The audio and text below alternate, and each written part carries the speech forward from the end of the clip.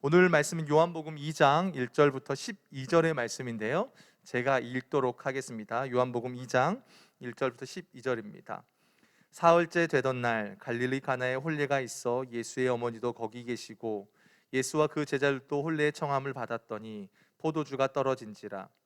예수의 어머니가 예수에게 이르되 저들에게 포도주가 없다 하니 예수께서 이르시되 여자여 나와 무슨 상관이 있나이까 내 때가 아직 이르지 아니하였나이다. 그의 어머니가 하인들에게 이르되 너희에게 무슨 말씀을 하시든지 그대로 하라 하니라. 거기에 유대인의 정결 예식을 따라 두세 통 드는 돌 항아리 6이 놓였는지라.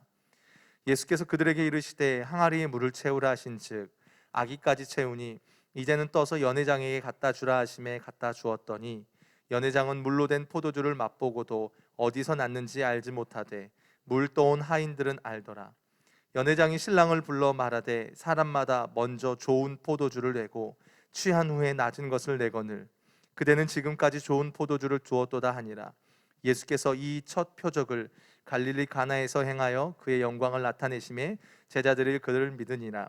그 후에 예수께서 그의 어머니와 형제들과 제자들과 함께 가버나움으로 내려가셨으나 거기에 여러 날 계시지는 아니하시는지라. 아멘. 오늘 말씀은 가나 혼인잔치가 표적인 이유라는 제목으로요. 신경희 목사님 나오셔서 말씀 전하시겠습니다. 우리 박수로 환영하겠습니다.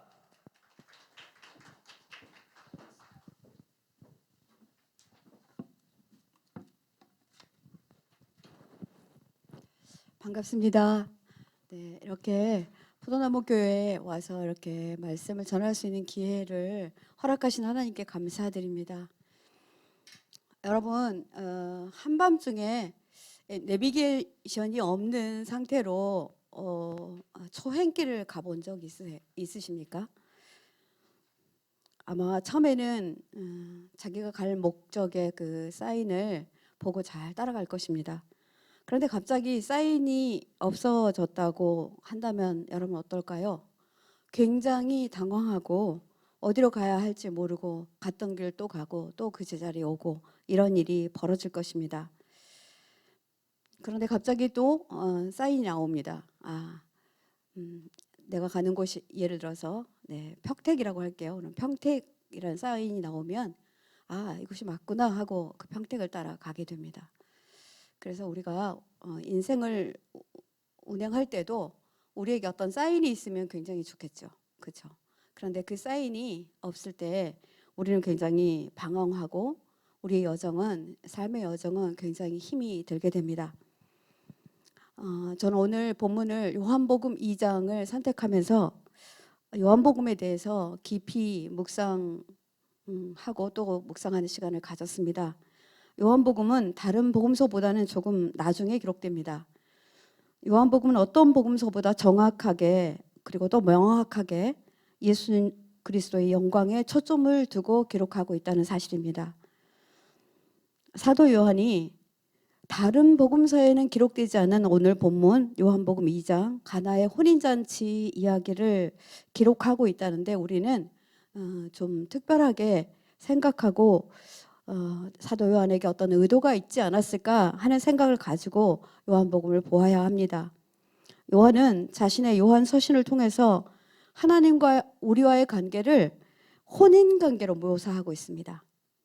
지상의 혼인잔치는 하늘의 혼인잔치의 모델하우스와도 같습니다. 마침내 하늘에서 어린 양의 혼인잔치가 우리에게 주어지는 날, 영광의 날, 예수 그리스도의 재림의 날, 주의 영광에 초대될 자가 누구일지 그것이 매우 궁금합니다.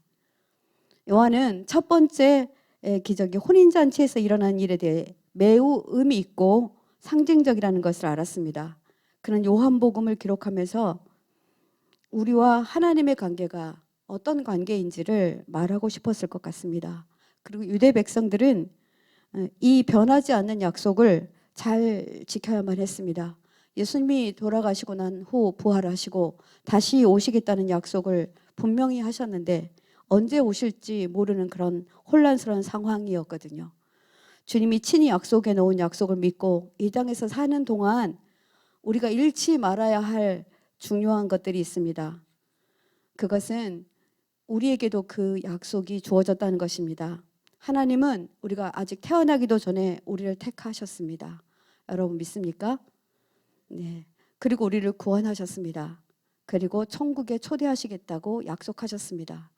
믿으시죠? 네. 그리고 우리는 그것을 기다리고 있습니다.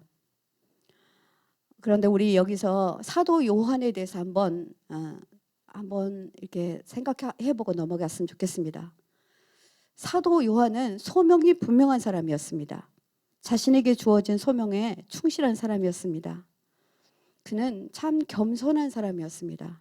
언제나 나타나지 않고 언제나 주님 뒤를 졸졸 쫓아다니면서 주님의 하실 일들을 예비하고 또 이야기하고 또 그 길을 그 터를 놓는 사람이었습니다. 그는 자신이 예수님의 길을 내는 자에 불과하다는 것을 잘 아는 사람이었습니다. 그는 빛 대신 예수님을 사람들에게 충실히 알렸습니다. 요한복음도 그 목적으로 쓰여졌습니다. 요한은 예수님의 사역의 증인이자 목격자입니다. 그는 생생하게 예수님의 제자로 예수님과 함께 동역하면서 그가 하나님의 아들이셨음을 드러내는 것이 그의 본분이었습니다. 예수님은 수없이 많은 이적과 기적을 행하셨습니다. 그는 보고 듣고 경험된 내용을 요한서신에 기록하고 있습니다. 자, 그럼 우리는 요한복음 1장을 한번 검토하고 넘어가야 합니다. 요한은 유대의 중요한 인물들에게 예수님에 대해서 설명합니다. 그리고 증언합니다. 그때 예수님의 제자 두 사람이 함께 있습니다. 그 두 제자가 이제 예수님의 제자가 됩니다. 그리고 또 다른 두 제자가 예수님의 제자가 됩니다. 그것은 제가 뒤에 한 번 더 설명하도록 하겠습니다. 요한은 요한복음에 예수님이 행한 기적의 7가지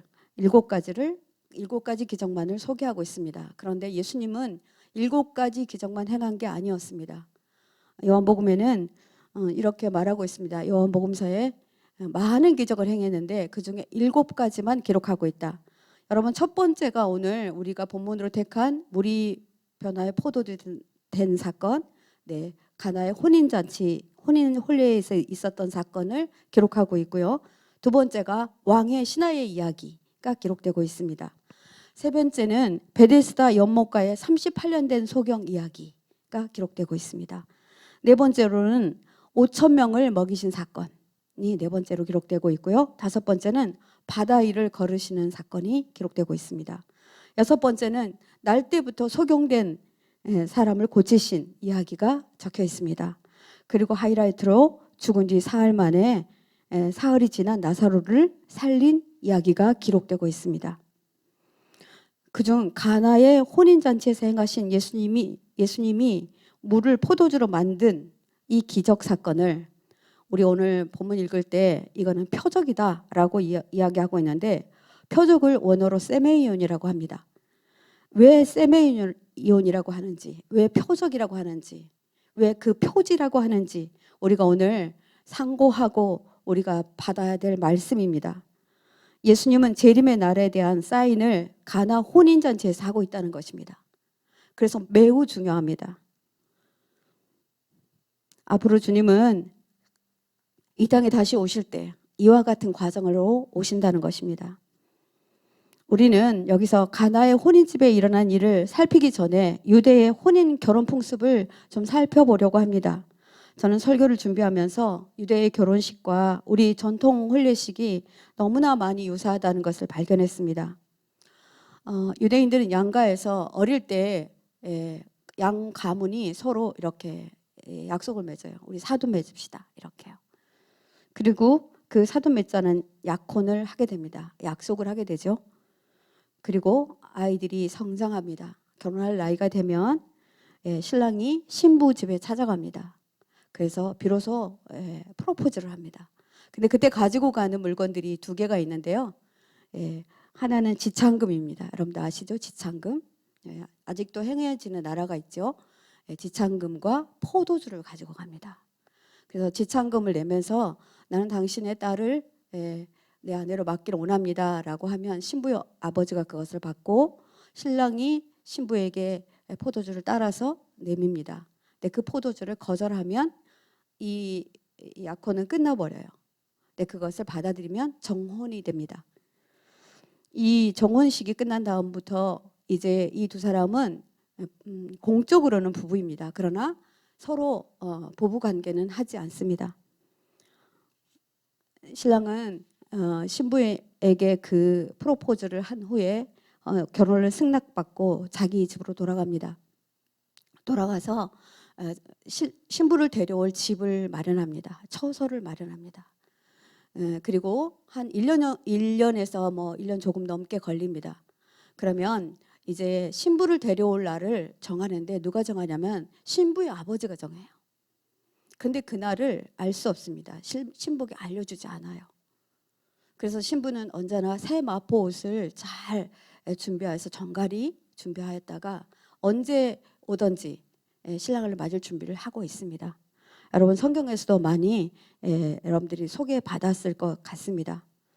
그래서 그날은 신랑의 아버지가 택하는 날입니다.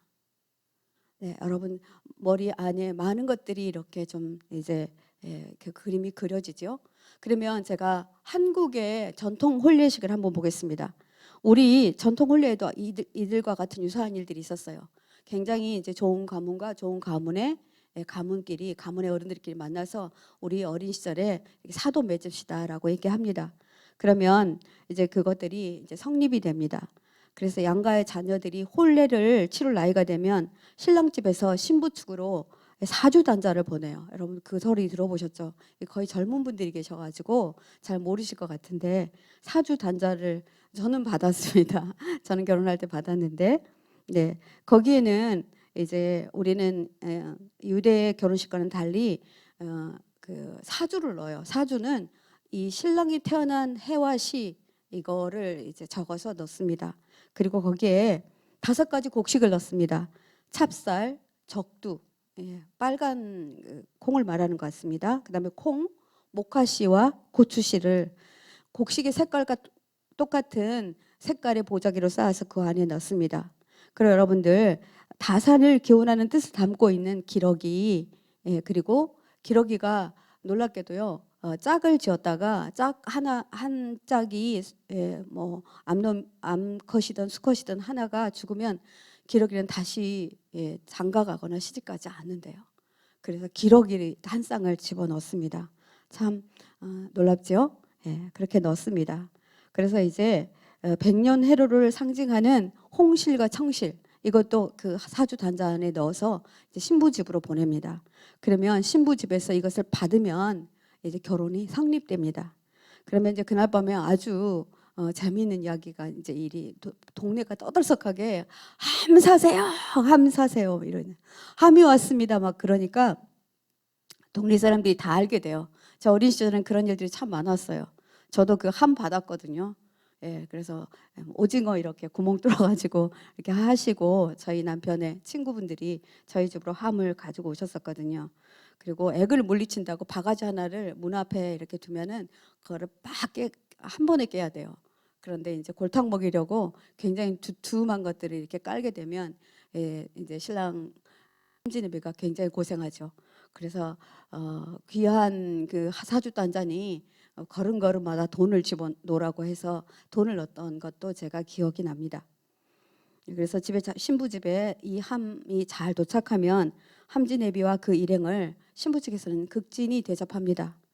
그리고 다음 날 신부를 태워올 가마가 신랑 집에 도착하면 신랑 집으로 신부가 도착해서 혼례식을 치르게 되는데 신랑이 살 집 앞 마당에서 치러집니다. 유대의 결혼식도 똑같이 신랑의 집 앞마당에서 치러졌거든요. 그래서 아마 이게 많은 부분들이 비슷한 거 보니까 아마 이 혼례가 굉장히 성스러운 과정으로 유대나 우리나라가 치러졌다라고 보여집니다. 그런데 요한은 이것을 왜 이렇게 잘 기록하고 있는지 우리가 한 번 더 생각해 봐야 됩니다. 요한은 재림의 날에 대해서 이야기하기를 원했습니다.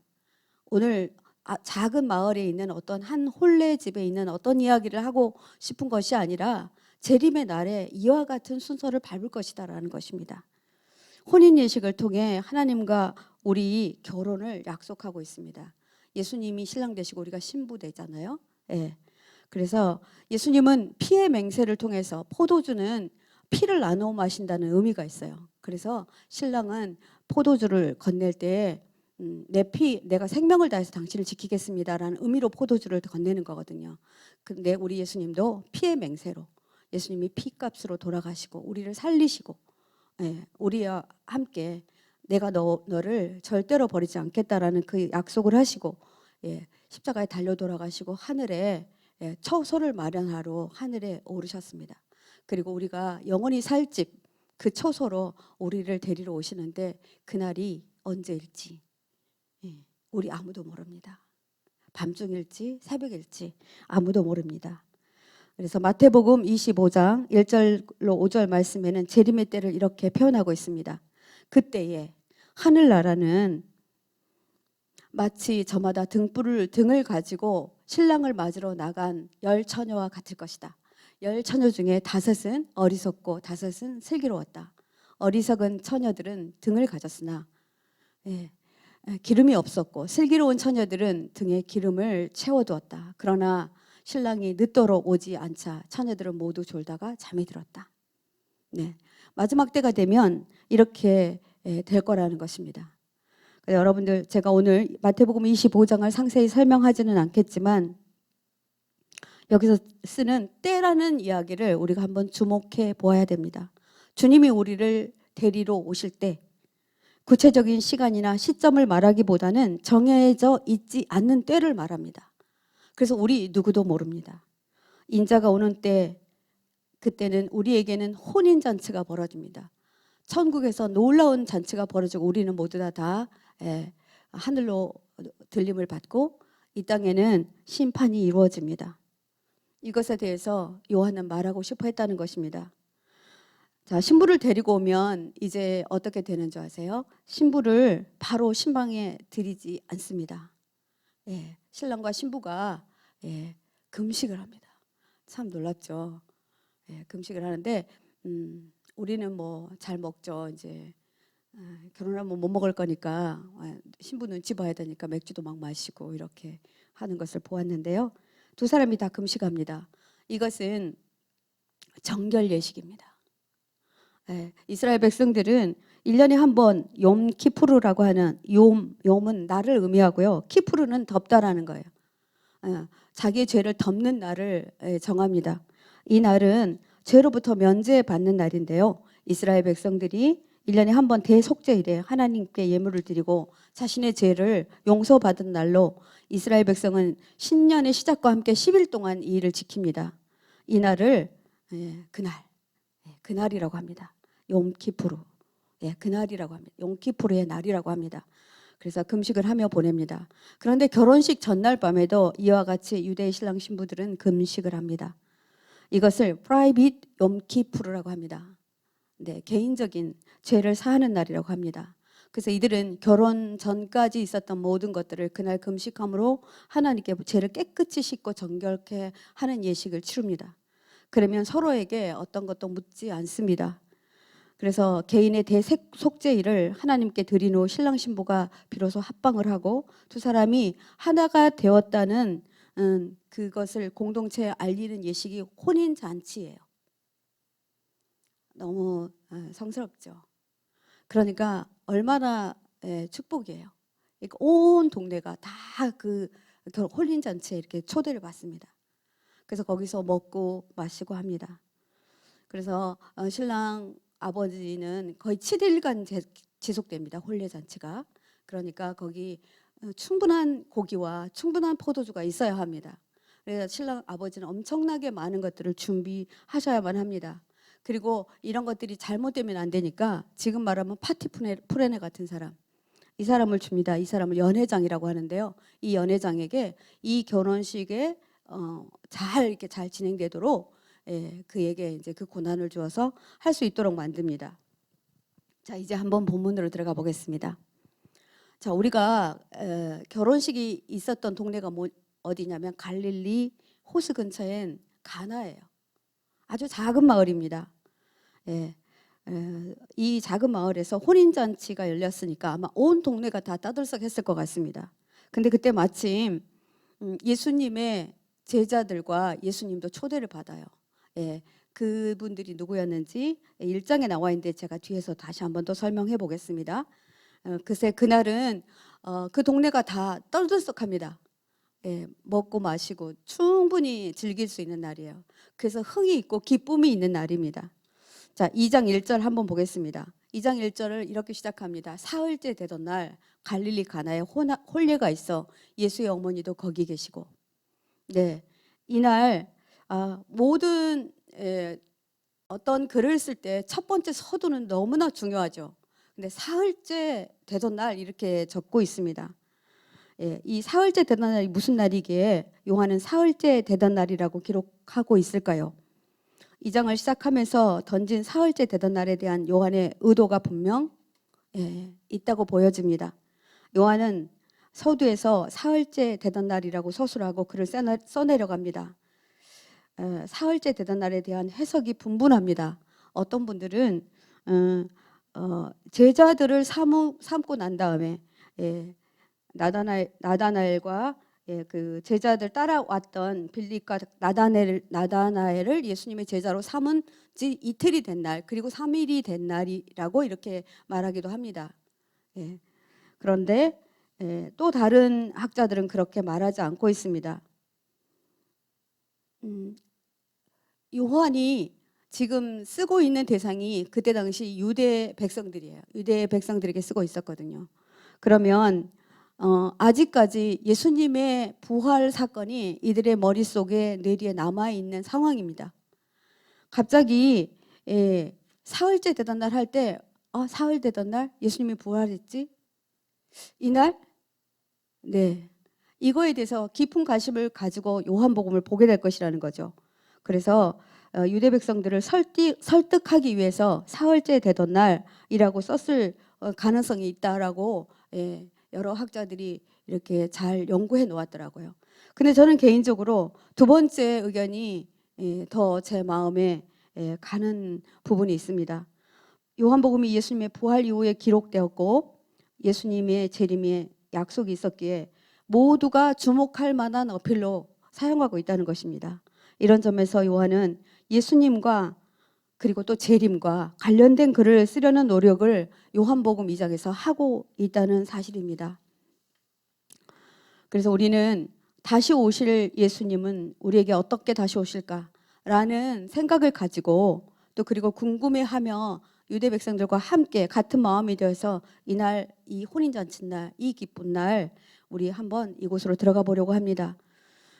그리고 신랑 되신 예수님은 그 약속을 어떻게 이루실 것인지 우리가 한번 더 궁금해져야 할 것입니다. 2절과 3절 보겠습니다. 예수와 그 제자들도 혼례에 청함을 받았더니 포도주가 떨어진지라 예수의 어머니가 예수에게 이르되 저들에게 포도주가 없다 하니. 이곳에는 이미 예수님의 어머니 마리아가 이미 그곳에 와 계셨습니다.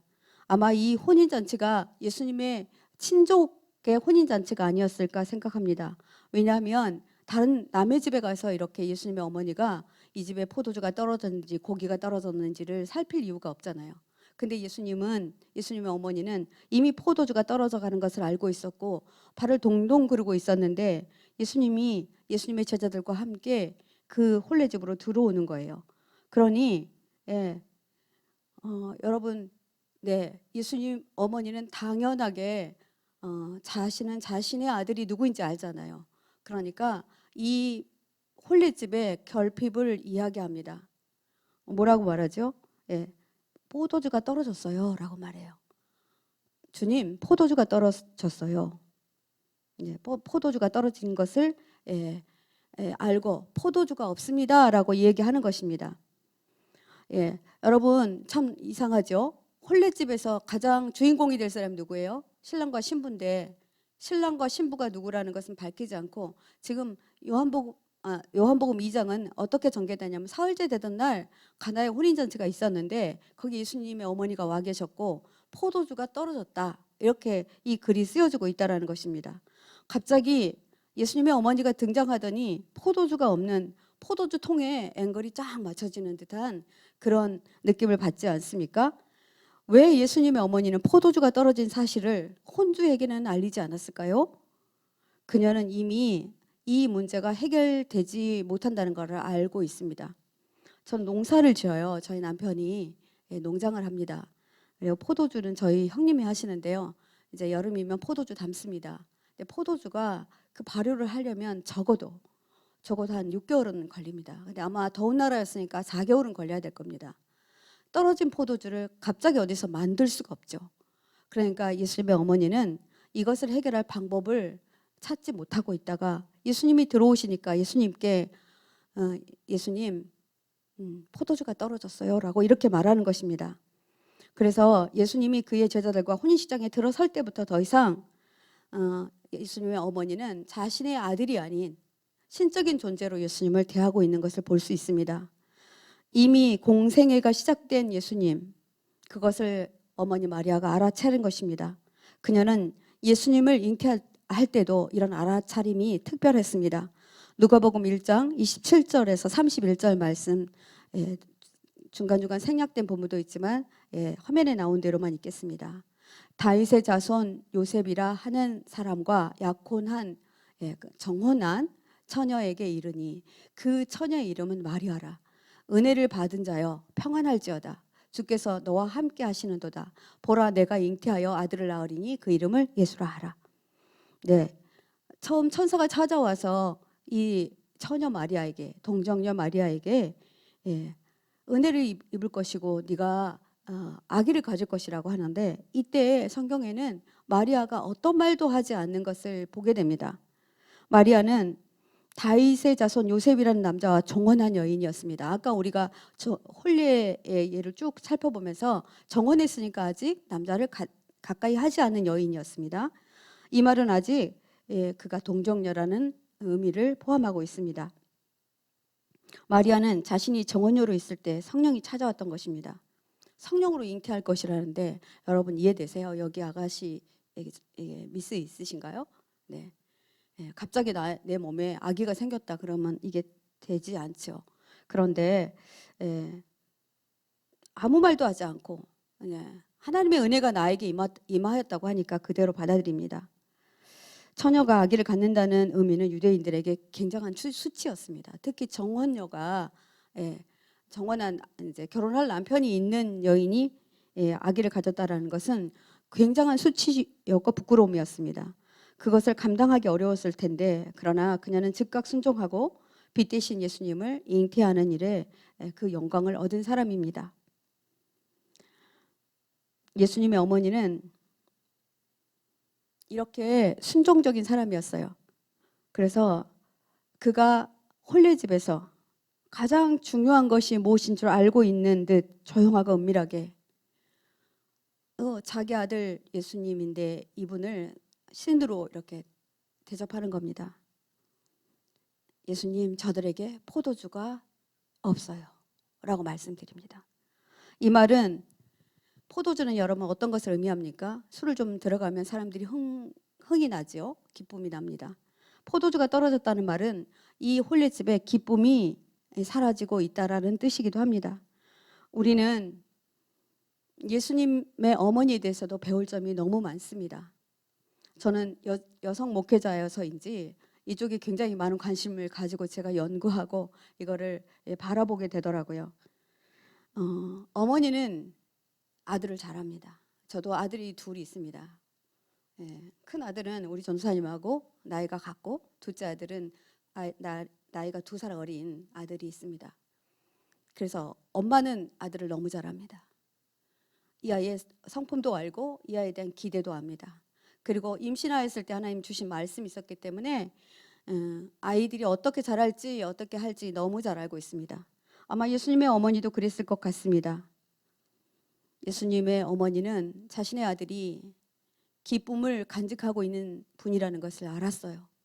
그래서 이 혼인잔치에서 기쁨을 회복하실 분은 오직 예수님입니다 라고 말한 것입니다. 우리 본문 4절을 한번 읽어보도록 하겠습니다. 그런데 웬일입니까? 자, 한번 4절 읽어보겠습니다. 이르시되 여자여 나와 무슨 상관이 있습니까? 내 때가 아직 이르지 아니하였나이다. 저는 처음에 이 본문을 대할 때 예수님 왜 이렇게 무례하시지? 이렇게 생각했습니다. 예수님이 자신의 어머니께 말하는 태도가 좀 이상하지 않습니까? 그런데 저는 한국어 성경의 표현이 예수님이 자신의 어머니를 얼마나 존귀히 보는지를 기록하는 걸, 잘 표현하는 것을 하지 못했다고 봅니다. 여자여라는 말은 원어로 귀내에서 파송된 귀나이라는 말입니다.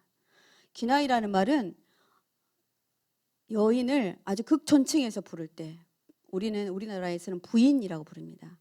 부인, 이렇게 부르는데 부인과 같은, 귀부인이라는 말과 똑같은 의미입니다.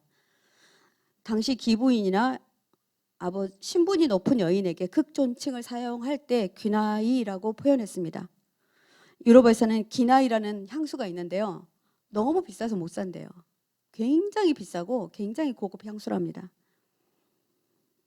자신을 낳아주신 어머니를 함부로 부르실 예수님이 아니시잖아요. 어떻게 부른 거냐면요, 당신은 비밀을 간직한 고귀한 여인입니다 라고 부르신 겁니다. 귀나이, 어머니, 당신은 귀나이십니다. 이와 똑같은 의미로 쓰여진 성경이 한 군데 더 있는데요, 요한복음 19장 26절로 27절입니다. 예수께서 자기 어머니와 사랑하는 제자가 곁에 서 있는 것을 보시고 자기 어머니께 말씀하시되 여자여 보소서 아들이니이다 하시고 그 제자에게 이르시되 보라 내 어머니라 하신데 그때부터 그 제자가 자기 집에 모시니라. 예수님은 이제 십자가에 달려 돌아가셔야만 했고 이제 하늘로 승천하셔야만 하는 모든 것을 알고 계신 분이었습니다. 그때 자기의 죽음을 애통해하는 자기 어머니를 보고 그때도 어머니에게 귀나이 이렇게 호칭해 드립니다. 여기서 예수님은 마리아를 자신의 어머니로 대하지 아니하고, 그리고 또 자신을 이제 그 어머니와 아들, 육신의 어머니와 아들을 구분하는 그 귀한 단계입니다. 어머니라고 해야 맞죠. 그런데 마치 타인을 부르듯이, 존귀한 어떤 여인을 부르듯이 귀나이라고 불러드리는 것을 보았을 때 제자들에게 자신의 육신의 어머니를 부탁드리고 떠나는 아주 배려 깊은 예수님의 모습을 보게 됩니다. 예수님은 어머니 마리아에게 자신의 신성을 이렇게 어필하고 계십니다. 세상적 인연으로 그의 사명에 영향을 끼칠 수 없다는 것입니다. 그리고 이렇게 말합니다. 내 때가 아직 이르지 아니하였나이다. 이 내 때는 무엇을 말하는 때일까요? 아마 예수님은 내 때를 내가 결정할 수 없습니다라고 말하는 것 같습니다. 성도 여러분, 성경에는 수십 번의 때가 등장합니다. 그런데 지금 말씀하시는 이 때는 무슨 의미일까요? 자, 우리는 오늘 지금 때에 있습니다. 그죠? 11월 24일 지금 8시 23분, 곧 24분이 될 것입니다. 이 자연스럽게 흘러가는 시간을 크로노스라고 합니다. 이 크로노스의 시간 안에 우리도 함께 있습니다. 그런데 여기서 말하는 때는 또 다른 의미로 적혀 있습니다. 그런데 이것을 설명하기 전에 제가 다시 하나의 때를 더 설명드리겠습니다. 마태복음 26장 18절 말씀입니다. 이르시되 성한 아무에게 가서 이르되 선생님 말씀이 내 때가 가까이 왔으니 내 제자들과 함께 유월절을 내 집에서 지키겠다 하시더라 하시니, 예수님이 이제 잡히시기 얼마 전입니다. 이때 유월절 행사를 치러야 되겠다라는 그 뜻을 밝힐 때 여기서도 내 때가 가까이 왔으니 라고 말합니다. 여기서 사용하는 내 때는 카이로스입니다. 여러분, 카이로스라는 단어 많이 들어보셨죠? 이 카이로스는 하나님이 친히 우리에게 주시는 은혜의 시간입니다. 하나님이 우리에게 다가오는 시간입니다. 하나님의 시간입니다. 하나님의 기회의 시간입니다. 성도 여러분, 하나님은 수시로 우리에게 은혜의 시간들을 주십니다. 우리가 카이로스 시간 안에서 오늘 여러분들은 그냥 보내시지 아니하시고 이렇게 예배 장소에 나오셨어요. 여러분들 모두에게 이 기회의 시간은 하나님이 친히 기회를 주시는 시간이라고 해도 과언이 아닐 것입니다. 카이로스의 시간입니다. 왜냐하면 지금 말씀이 선포되고 있고 우리는 그 말씀 안에 은혜를 누리고 있기 때문입니다. 그런데 오늘 요한복음 2장 4절에 사용하는 때, 이 때는 또 다른 의미가 있습니다. 이 때를 호라의 시간이라고 하는데요. 굉장히 의미가 깊은 시간입니다. 이 시간은 우리가 정하지 못합니다. 그러니까 예수님의 죽음의 때를 말하고요, 재림의 때를 말합니다. 하나님이 주관하는 시간이에요. 예수님은 이 요한복음 2장에서 내 때가 이르지 않았다라는 말은 이 호라의 시간이 아직 안 왔다라고 얘기하는 것입니다. 다니엘서 5장 5절에 그때에 사람의 손가락들이 나타나서 왕궁 촛대 맞은편 석회벽에 글자를 쓰는데 왕이 그 글자 쓰는 손가락을 본지라. 그때의 이 때는 호라의 때입니다. 그러니까 하나님이 직접 무엇인가 역사를 행하시는 시간입니다. 그때는 호라라고 말합니다. 이 시간은 하나님이 나타나 직접 역사하시는 시간입니다. 호라의 시간은 인간에게는 권한이 없습니다. 하나님이 친히 행하시는 하나님의 시간입니다. 예수님이 이제 자신은 인간의 욕구에 의한 행동을 하지 않겠다는 뜻입니다. 하나님의 시간, 요한복음 4장 34절에 예수께서 이르시되 나의 양식은 나를 보낸 이의 뜻을 따라 행하며 그의 일을 온전히 이루느니라 라고 말씀하셨고, 인간을 공동으로 품고 있던 기대에 답변하신 것입니다. 이 말씀은 이제 나는 공적으로, 나는 이제 신으로 이렇게 자기의 사역을 시작하겠다라는 뜻입니다. 그런데 우리 예수님의 어머니 마리아 한번 다시 보겠습니다. 아무 말도 덧붙이지 않아요. 거기서 좀 만들어주세요. 저는 우리 아들에게 굉장히 그렇게 잘 부탁하거든요. 네, 저희 아들은, 둘째 아들은 이제 음악을 하는데 바이올리니스트예요. 그래서 무슨 행사가 있으면 누가 좀 부탁해요. 그럼 제발 좀 연주해 줄 수 없겠니? 우리 아들이 너무 싫어합니다. 어머니가 그거를 자기 스케줄을 물어보지도 않고 잡아왔다고. 요즘은 절대 그렇게 하지 않습니다. 근데 예수님의 어머니 보십시오. 아무 말도 하지 않고 종들에게 이렇게 말합니다. 너희에게 무슨 말씀을 하시든지 그대로 해라. 아, 놀랍죠? 그녀는 이 혼인의 시장의 위기와 결핍을 해결할 것을 믿었습니다. 누가요? 예수님이요. 예수님의 어머니는 인간적 측면으로 보면 자신의 요청이 거부된 듯 보입니다. 그러나 그녀는 현명하게도 어머니로서 자신의 권위를 내세우지 않고 예수님의 의견을 존중한다는 것입니다. 그녀의 말 속에 담긴 믿음의 선포는 단호했습니다. 너희에게 무슨 말씀을 하시든지 그대로 해라. 그대로 해주세요. 그녀는 요청하는 자세에서 순종하는 자세로 자기의 태도를 바꾸고 예수님의 하실 일에 대한 기대를 나타냅니다. 어쩌면 예수님의 어머니 마리아의 모성 본능이 예수님의 신성을 더욱 더 자극시킬 수 있는 일입니다. 안 할 수 있겠습니까?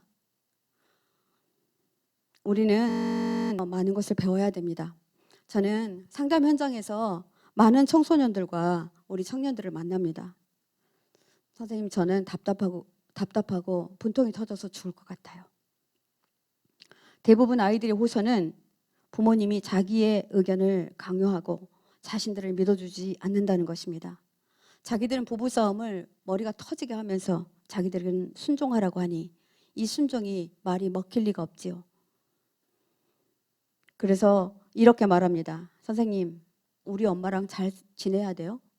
우리 아빠랑 왜 화해해야 해요? 하고 싶지 않은데요? 이렇게 말합니다. 그리고 그런 아이들은 이제 엄마랑 같이 있을 수 없죠. 가출을 합니다. 어떤 아이는 말 없는 아이가 돼서 방에 처박힙니다. 문도 안 열어주고 거기서 먹고 자고 거기서 다 자기의 모든 것들을 다 해결하면서 머리도 감지 않고 씻지도 않고 이렇게 살아갑니다. 우울증과 자살 충동과 두려움으로 싸워가고 있습니다. 우리 부모된 우리가 부모의 권위말을 내세우고 자녀들의 의견을 존중해 주지 않는다면 우리 자녀들에게서는 모든 가능성과 그들의 자유, 그들의 권리를 빼앗아 버리는 것과 똑같습니다. 그래서 우리는 예수님의 어머니에게서 많은 것을 배워야 합니다. 우리는 요한복음 2장 6절과 7절을 보시면서 예수님이 이 어머니의 순종적인 그리고 자기 권위를 내세우지 않는 그 모습을 보시고 예수님이 어떻게 하셨는지 보시게 될 것입니다. 요한복음 2장 6절로부터 7절 말씀 보시겠습니다. 거기에 유대인의 정결 예식을 따라 두세 통 드는 항아리 6이 놓였는지라 예수께서 그들에게 이르시되 항아리에 물을 채워라 하신즉 아기까지 채우니. 예수님은 어머니의 얘기를 들었는지 아니면 본인이 해야 된다고 생각했는지 알 수 없으나 이 결핍에 대해서 몰라라 하지 않습니다. 이 정결 예식을 따라 놓은 돌 항아리는 손발을 씻기 위해서 준비해 놓은 항아리입니다. 그러니까 6통이나 되는 돌 항아리에 물이 이제 다 떨어졌습니다. 그렇다면 이 집에 온 손님들이 얼마나 많았는지 알 수 있습니다. 그리고 이 잔치가 상당히 무르익었다는 것도 우리는 눈치채야 합니다. 이 항아리는 약 70에서 120리터 정도 되는 물이 들어가는 항아리였는데 6개의 항아리에 물을 아귀까지 가득 채우라 이렇게 주님이 명하십니다. 예수님은 혼인집의 결핍을 채워주기로 결심하십니다. 결핍은 우리에게는 굉장히 두려움입니다. 그런데 예수님이 말씀하시니 그 결핍이 채워집니다. 우리가 여기서 받아야 될 말씀들이 있습니다. 우리가 어떤 결핍이 있을 때 우리가 어떤 자세로 있어야 될까요? 예수님이 말씀하시도록 우리가 주님 앞으로 나아가야 합니다.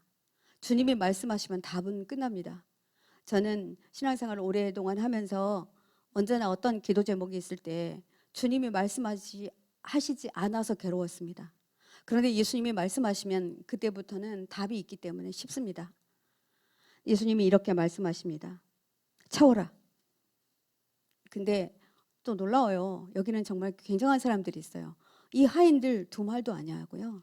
그 6개 되는 돌 항아리에 가득 물을 채웁니다. 사랑하는 성도 여러분, 우리가 문제가 있을 때 우리가 어떻게 해야 할까요? 걱정과 근심이 언제나 먼저입니까? 해결을 해보려고 동서남북으로 헤매고 다니는 사람도 있습니다. 그리고 누구 찾아가서 부탁하면 될까? 또 어떤 편법을 써볼까? 이렇게 합니다. 그러나 예수님의 어머니 마리아처럼 예수님께 이렇게 말해야 됩니다. 저들에게 포도주가 없습니다. 라고 말해야 됩니다. 인간에게는 언제나 결핍이 존재합니다. 기쁨이 없고 희망이 없고 가능성이 없을 때가 있습니다. 어떨 땐 용기가 없고 일어날 힘조차 없을 때가 있습니다. 이때 우리가 외칠 것은 예수님 제게 무엇이 없습니다. 라고 말씀하셔야 됩니다. 여러분 믿음이 없을 때 주님 제게 믿음이 없습니다. 제게 열정이 없습니다. 이렇게 말씀드려야 합니다. 도저히 인간의 힘으로는 안 되는 일을 만날 때 절망의 순간에 우리의 선택은 오직 하나입니다. 주님 앞에 나오셔야 됩니다. 이것이 우리의 태도여야 된다라고 성경은 말씀하시고 계십니다. 말도 안 되는 순종을 요구하실 때가 있습니다. 말이 됩니까? 포도주병에 포도주를 넣어야죠. 포도주 어떤 담는 그릇에 담으라고 했다면 우리가 말이 되죠. 그런데 발 씻는 그냥 허드레로 쓰는 항아리예요. 저는 이스라엘 가서 이 항아리를 봤거든요.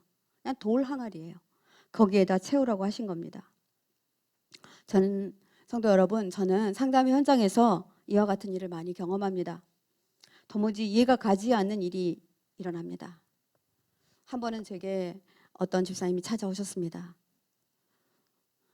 목사님, 저희 남편이 바람이 났어요. 그런데 누구랑 난 줄 아세요?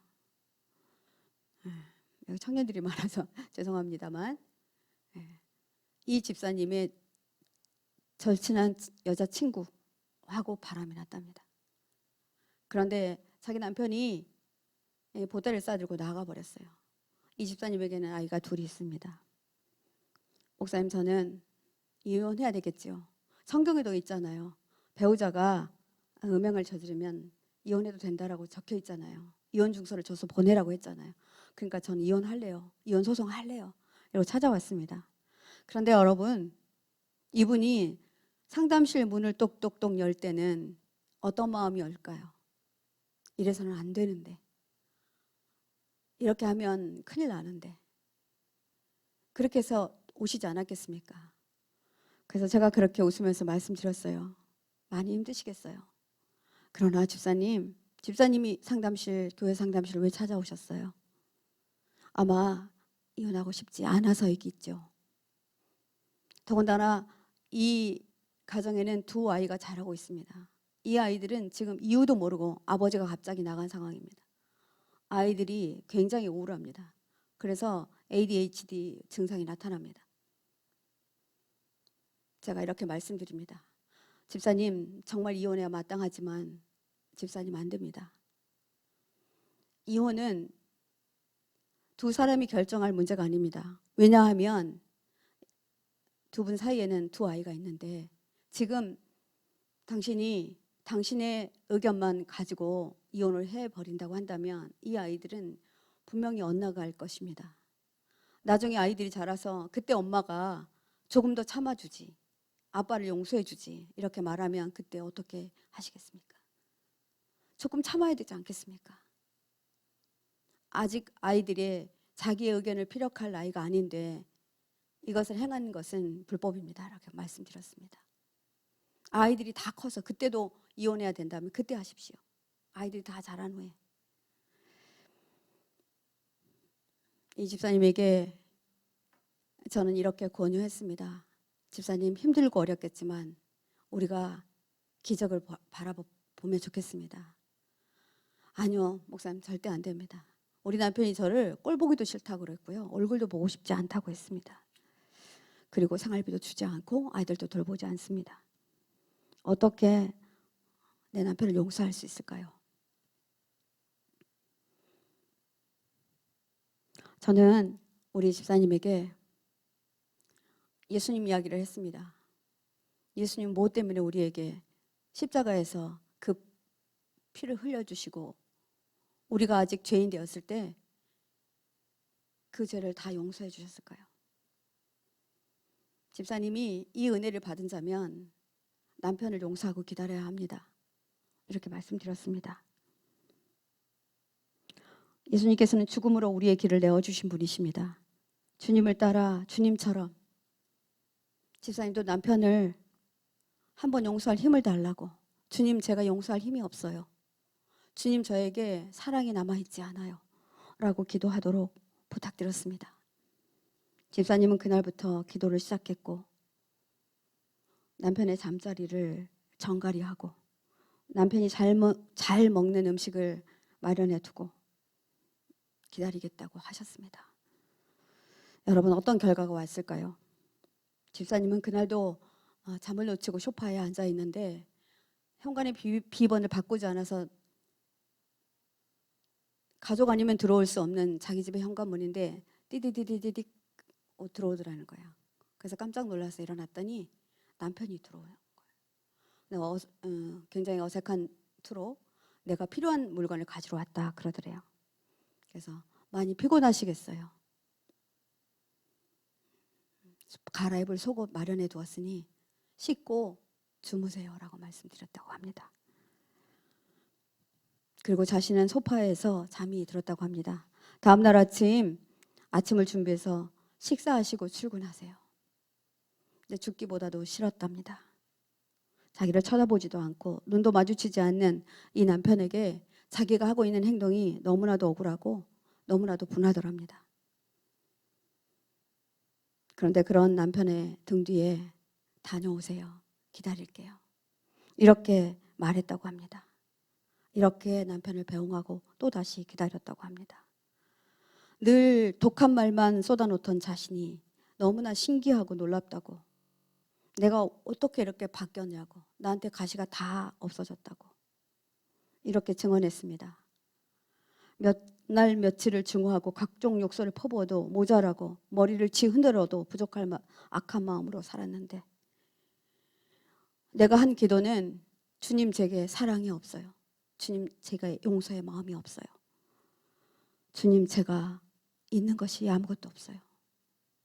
주님 다 가지고 계시니 주님이 해주세요라고 하는 기도만 드렸다고 했습니다. 그녀는 이렇게 말하였습니다. 목사님 기적이에요. 첫째는요, 제가 나같이 약한 사람이 이렇게 바뀐 것이 기적이고 그 후에 남편이 갑자기 들어왔답니다. 보따리를 싸들고 들어왔더래요. 남편이 들어온 것이 기적이에요. 독이 목까지 차오르서 남편을 봤을 때 남편에게 독만 내품었던 이 여인에게서 주님께 부탁드린 그 한마디, 그 몇 마디의 기도가 그것이 능력이 되어서 자신에게서 나타나는 것을 보았고, 그 남편은 이렇게 대하는 자신의 아내가 얼마나 고맙고 또 그리고 얼마나 자기가 부끄러웠겠습니까? 내가 이런 여자를 버리면 안 되지 라고 이분이 들어왔을 것 같습니다. 사랑하는 성도 여러분, 여러분의 가정에는 포도주가 충분합니까? 가족 간에 포도주가 충분하십니까? 기쁨이 충만하십니까? 오늘 우리에게 주님이 이렇게 말씀하십니다. 너희들에게도 없는 것이 너무 많다. 근데 너희들은 와서 내게 없다라고 하지 않는다. 예수님은 우리에게 자신의 피의 약속을 하시고 우리의 영원한 안식처를 마련하고 계십니다. 그리고 오시겠다고 분명히 약속하셨고, 누구를 데려가실 것 같습니까? 정결한 자, 준비된 자를 데려갈 것입니다. 아까 우리가 읽었던 말씀에도 등불을 준비했는데 기름이 준비된 5처녀와 그렇지 않은 5처녀가 있었다고 했습니다. 우리는 슬기롭게 예수님의 재림의 때를 기다리고 있느냐 그 말입니다. 저는 이 본문을 목사가 되는 진급고시에 강해 설교를 제출했었습니다. 그때 주님은 준비할 때 이런 마음을 주셨습니다. 아주 특별한 때에 내가 준비한 이 설교가 선포될 것이라고 말입니다. 그런데 오늘이 그날인 것 같습니다. 왕정원 목사님께서 오늘 설교를 초청하실 때 하나님께서 이 본문으로 설교하라고 말씀하셨습니다. 포도나무와 포도주 많이 연관이 있지 않습니까? 오늘 이 말씀을 듣고 계시는 포도나무 교회 성도 여러분, 하나님께서 우리에게 이렇게 말씀하십니다. 이 교회가 예수님의 표적이 되는 교회가 되어라. 이 교회에 어떤 사람이 들어오든지 여기 와서 그 결핍을 채우고 충만함으로, 따뜻함으로, 사랑으로 만족하게 해라. 이렇게 말씀하시고 계십니다. 여러분, 우리는 오늘 특별한 하나님의 카이로스 시간에 하나님 나라에 대한, 하나님이 오실 것에 대한 사인을 모두 받았습니다. 그 표적을 받았습니다. 제자된 우리는 요한처럼 오늘 가나의 혼인잔치에서 표적을 영적으로 경험한 사람들입니다. 보아야 믿나요? 우리가 들었습니다. 그리고 우리가 이제 경험했습니다. 그렇다면 우리는 멈추지 말아야 할 것입니다. 주님 오실 날 영광스러운 혼인잔치에 기쁨으로 참여하기 위해 우리의 마음을 정갈이하고 깨어서 그날을 기다리는 슬기로운 5처녀처럼 우리의 행실을 정갈이 해야 할 것입니다. 주님 오실 날을 예배하는 자로 살아가기로 결단하시기 바랍니다. 하나님과 나 사이의 언약은 절대로 파괴되지 않습니다. 달려갈 길 다 마친 후에 어린 양의 혼인잔치 때에 주님은 우리를 신부 삼기 위해서 아버지 집에 처소를 마련해 두시고 우리를 친히 데리러 오실 것입니다. 그의 영광에 참여할 표적을 받은 자로 부끄럽지 않게 살아갈, 그렇게 살아가겠다고, 그렇게 살아야 된다라고 언약을 주셨던 이 언약을 붙잡고 그 은혜를 믿고 신부된 자로 부끄럽지 않게 살아갈 것을 다짐하는 저와 여러분이 되기를 간절히 부탁드립니다. 찬양 드리시겠습니다. 영광 찬양입니다. 우리 모두 주님의 영광을 보며 주님의 영광의 날을 기다리는 사람으로, 그런 마음으로 찬양하겠습니다.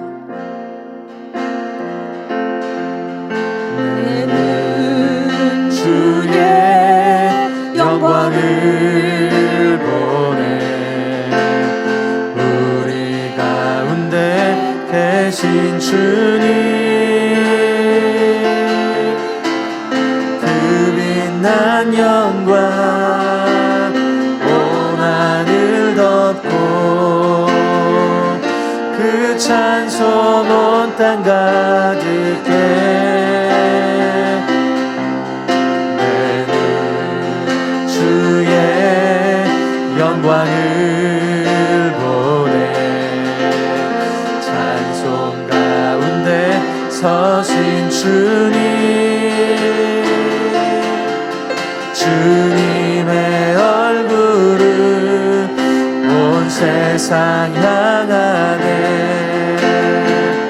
권능의 발을 드셨네 주의 영광 이곳에 가득해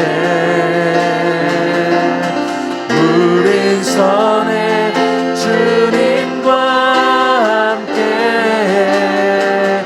찬양하며 우리는 전진하리 모든 열방 주 볼 때 주의 영광 이곳에 가득해 주의 영광 이곳에 가득해 우린 선해 주님과 함께 찬양하며 우리는 전진하리 모든 열방 우리 마지막으로 한 번 더 주의 영광 이곳에 가득해 주의 영광 이곳에 가득해